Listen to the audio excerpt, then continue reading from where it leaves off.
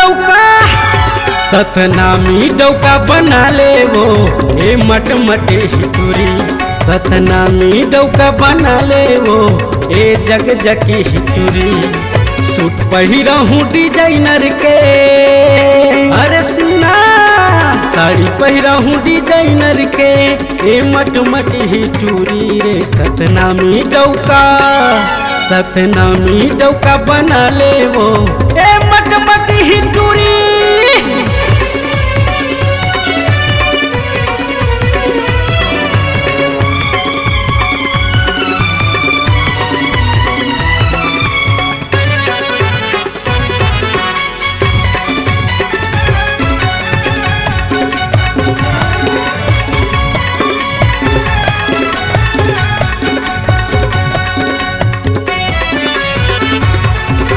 सारंगल घूमहूँ तोला सूरज होटल में खाना खवाऊँ। अतवार के सिटी सनीमा में छत्तीसगढ़ी फिल्म देखाऊँ।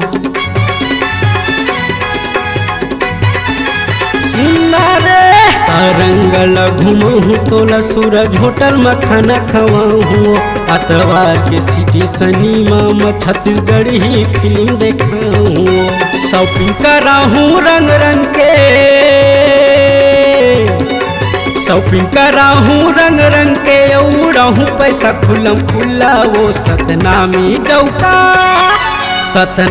डौका बना ले वो फायदा मरई बे गोरी।